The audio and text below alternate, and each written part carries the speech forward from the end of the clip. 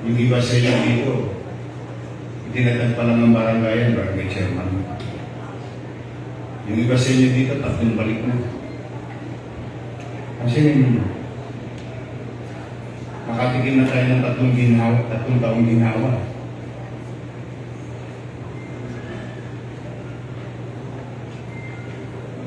Sabihin niyo sa congressman ninyo, huwag silang makikialam sa pagpapatakbo ng lokal na pamahalaang lungsod ng Maynila.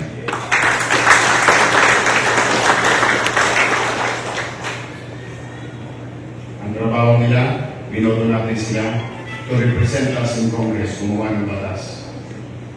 Hindi para turuan yung chairman humawak ng parking space. Hindi para turuan yung chairman mag-deliver ng bulaklak sa patay para kumita. Hindi para turuan yung chairman, itong area ito, ikaw mangolekta ng vendor.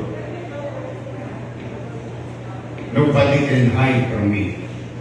Now I'm giving you an opening. I'm giving you an opening now. Today, as we start with the new government, itama natin ang mali. You tell them that. You tell them that. Sila, congressman, gumawa ng batas sa kongreso. Kumuha ng resources sa national government. Dalhin at gastusin ng tama para sa drainage, para sa kalsada, para sa eskwelahan. You tell them that. I will not tolerate those things anymore. We have now an opportunity together to correct what we're doing. Kung gusto nilang bati-bati kami, walang problema. Pero hindi sila pwedeng makialam sa technical na usapan kung paano patatakbuhin ang lungsod ng Maynila. They are lawyers. I am not a lawyer. They know better than me. Isa lang ang binotong mayor ng Maynila. Isa lang.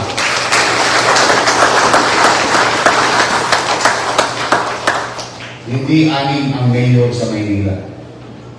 Now, am I willing to work with them? Yes. Gagawin ba nila para sa kapakanan ng taong bayan? I'll be with you. Pero personal lang, para alagaan lang si ganito, alagaan lang si ganyan, porbecho dito, porbecho dyan.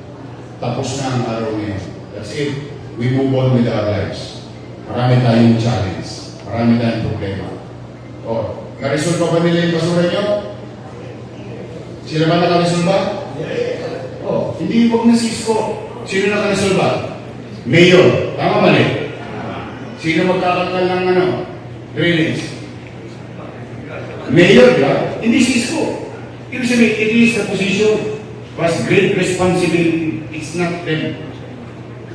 Kaya sabihin yun sa mga chairman na nakisapakat sa mga parking at saka vendor. Diyan sa District 2, diyan sa District 3. Tumigil na kayo. Huwag nyo nang hintayin, ilabas ko pa yung papel na hawak ko. Mag-i-election din kayo.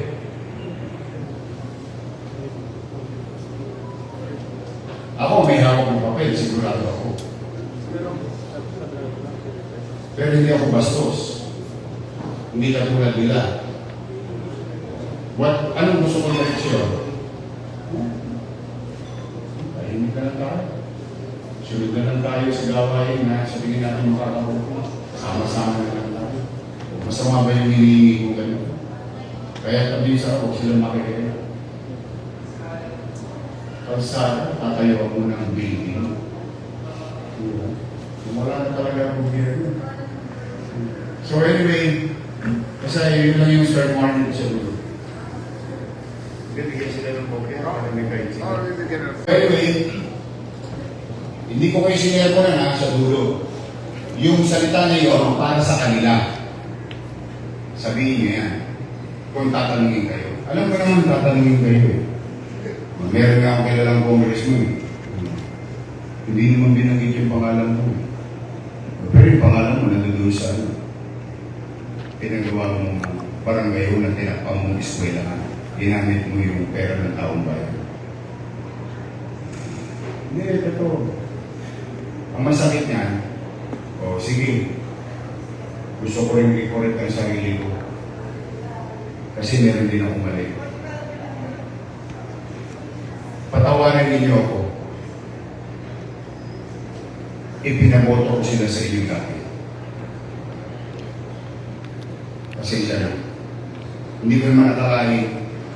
Nagkataon pala sinasabi ng isa ng mga matatanda. Ang tao para makilala mo, bigyan mo ng kapangyarihan. Lumubo ang mga ulo, nagka-hydrocephalus eh.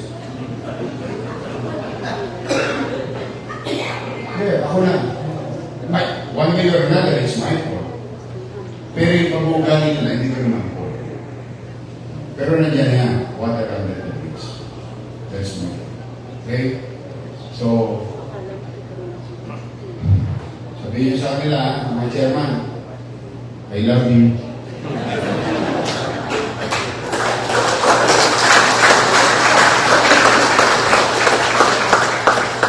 Para kayo nabunod na ng dinig, ano? Hindi, ako na. Ako na magpapakababa. Pinatatawad ko na kayo.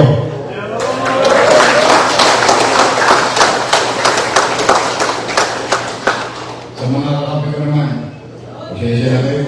Mahirap na naman yung... Hindi, kapwa chairman niya naman yan. Sila, inutusan ng ibang tao, kawain kayo. O ngayon, sa mga kakampi ko, inutusan ko kayo, mahalin niyo sila. Silvia. Patawag tayo, Silvia, ha? Mahalin niyo sila. Kapwa niya naman chairman yan. Hindi. Wala. Mahirap maging ama. Mahirap maging ina. Ang mga anak mo minsan naliligaw ng landas. Sino ba magmamalasakit yan? Kapit-bahay mo, huli ka. Basta, I love you. That's it.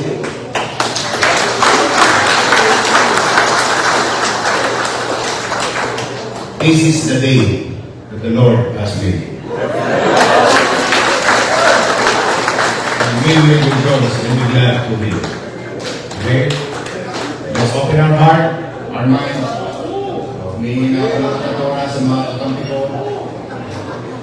Pasensya na kayo. Pero ayoko kayo rin na magiganti sa kanila. Ayoko rin sila magiganti. Let's just focus sa mahalin natin ang lahat para naman sa kabutihan ng ating mga nasasagot. Pwede? Pwede. You tell that also to everyone.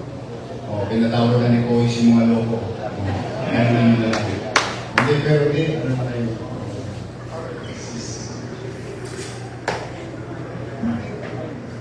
Let's move on. Samahan ninyo ako. So, ingat kayo. Uwi. Basta every time, huwag kayo manghiya. Ulitin ko hindi ko binoto si Yorme. Siniraan ko si Yorme nung nakalala. May sakit yung kapitbahay ko. Nahihiya ko pumunta. Tanggalin nyo na yun sa damdamin ninyo. Daling ninyo sa akin yung may sakit. Sakit gagawin pala ang isa. Sorry. Bababa ko sa inyo. Hanapin ninyo lahat ang may sakit pag bumaba ko sa inyo.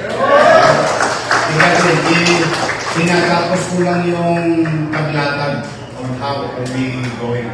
We will bring healthcare services assistance.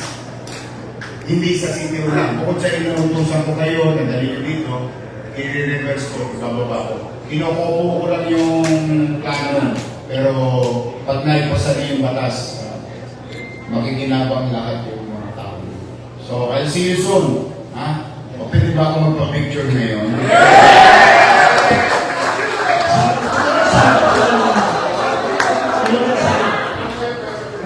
Nagpalit sa tayo.